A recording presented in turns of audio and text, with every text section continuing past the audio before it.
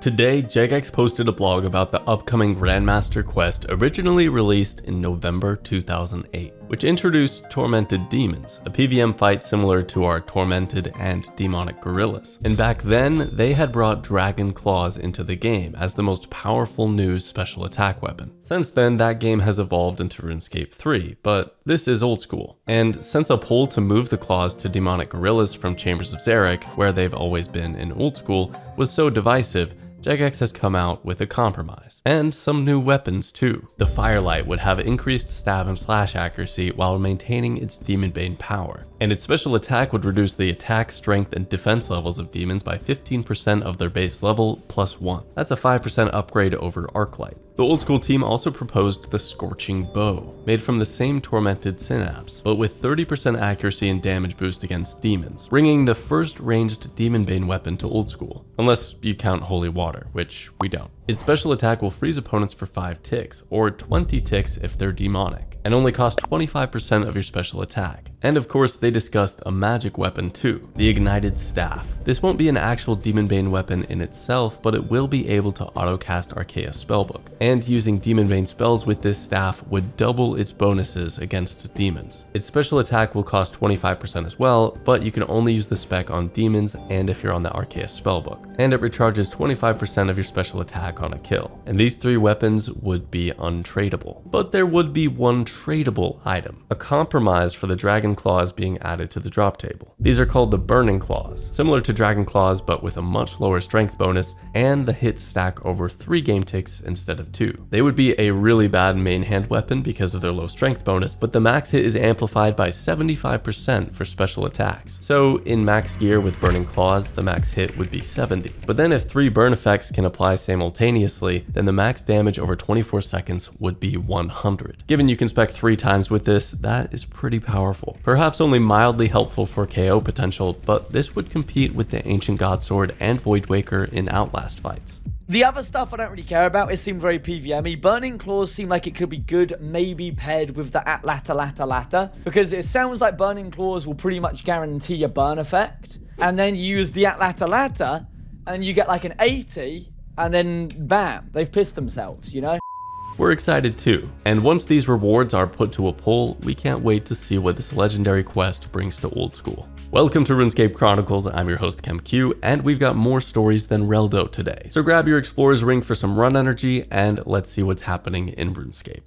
Here is the news. This week's update saw changes to some recently controversial topics, as well as love for an ancient minigame. Expert mining gloves have had sandstone re-enabled, but will now only give 1 extra ore instead of 2, making this method not as overpowered. Fever spiders have had their drop tables nerfed significantly. This comes after a controversial buff to their drop tables. Now the rune battle axes and medium helms have been replaced with adamant versions, and replacing water battle staffs with limpwort roots. Fail rates have once again been reduced for paladins, gnomes, and heroes. And if you feel like you're failing often, remember that thieving XP scales a lot with levels as you get more successful. Remember that thieving success scales a lot with your level. Trouble Brewing has finally received some tweaks, giving various types of XP for different actions within the game. This doesn't seem to be a significant buff to pieces of 8 per hour, but if you manage to figure out how this minigame makes rum, the old school team would appreciate it. Dino's PKing at the Wilderness Agility course when his chat scouts a victim. Dino, I might have a big Laren scout. Ghetto,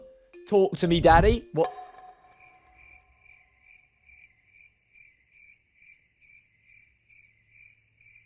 Just pull was the best content. Oh, bro, that was incredible. Just like this chest. Yoink. Ooh, the placeholder, dude. Okay. Ooh.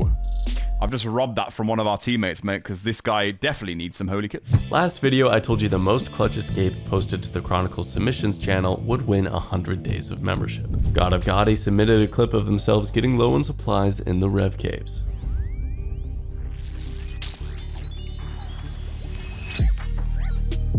He finished it instead. A fake escape into the kill. 188 mil well earned. Mylly here is running from a PKer at Spindle. Sorry, buddy. Nothing personal. I hope you escape.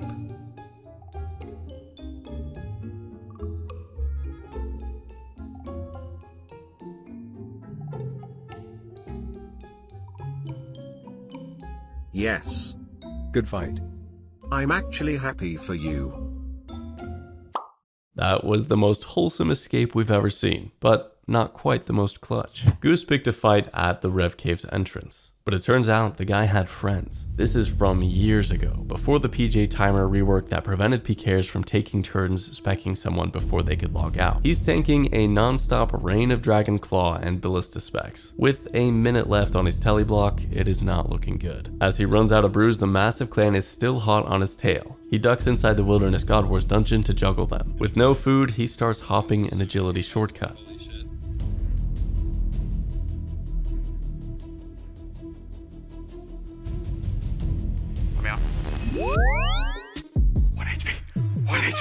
A 1 hit point escape. And if he hadn't prayed melee on that last hit there, then he surely would have died. Well done. HotDog McGee is out of brews, which is bad because he's teleblocked and running from a PKer. As he starts to enter the lair again, he decides to do an emote. The push-up emote, the perfect fakie.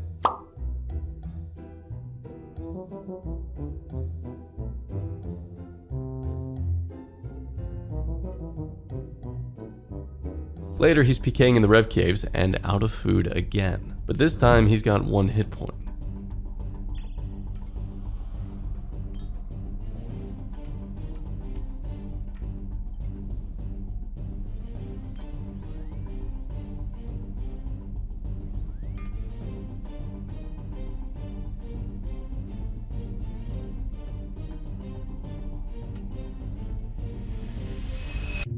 He doesn't realize that protection prayers do nothing here with only 1 hit point because they only reduce damage by 40%. But still, tanking at least 4 hits on 1 hit point is a berserk escape. Robert here is killing Venenatis on a high risk world when 2 PKers attack him. They come in hot with a 46 AGS, then a 36, then a 34, 116 damage so far. As he runs through the escape caves, there's a teleblock. This doesn't look good. He tries to juke them on the cave entrance, but no luck. His only option is to try and make it to single weight combat, so that only one of them can hit him, but they're catching all of their entangles. As he gets down to the last brew, he finally makes it to single weight combat, and he starts to fight back.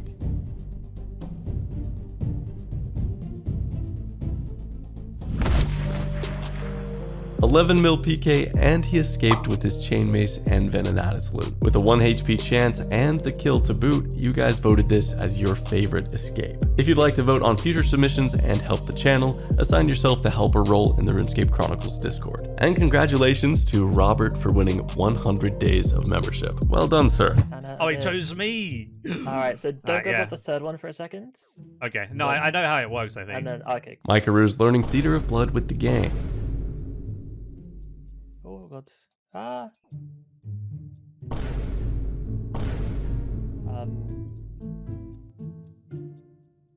Is that okay? No? But I have a feeling they're gonna reset. See, now, I am well aware that if I stay in this fight, I could very possibly die. It's Stevie. You know he's going to be freaking out right now and panicking. We're hitting him with a little TY as well. Beautiful. Bro, we were down 200 damage there. 200 damage. All right, chat, listen in. I'm going to need someone to gift a sub to Mr. Stewart, okay? I know he's dog shit the game. Turns out Stevie wants a rematch, and Dino's luck has to run out someday.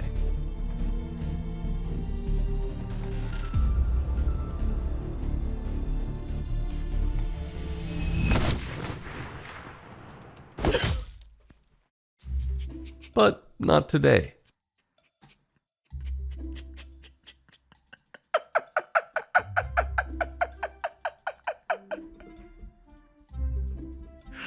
I'm not going to say anything. That's our third Barrow set today, though, which is kind of cool. 64 mil. He still had 3 brews and an anglerfish. Someone dropped a Din's Bulwark and 58 mil in platinum tokens at the Ferox Enclave. I'm not sure how it would be a scam since it's inside the Enclave, but it doesn't matter because everyone there was an Iron Man, giving them plenty of time to screenshot the loot. Oh, what do I do? What do I do? Do I risk it? What would Jay do? Oh my god! Jay would hit a 73 and risk it! What a kill! What a clip! There's no way! As if I just said that. For 110 mil, I literally summoned Skillspecs. What would Jay do? Probably hit a 73, right? Let's find out exactly what Skillspecs would do. No way he expected the double, but he did. Okay, the damage is good right now, bro. Keep up this pace, Mr. Specs.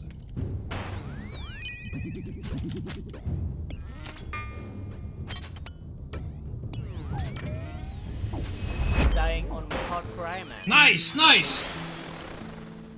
Ouch. Next time, try hitting a 73. And you've got all weekend to do that, because we are done for the week. But as usual, we'll see you Monday, Wednesday, and Friday of next week, so don't forget to subscribe so you don't miss a moment. And see you then.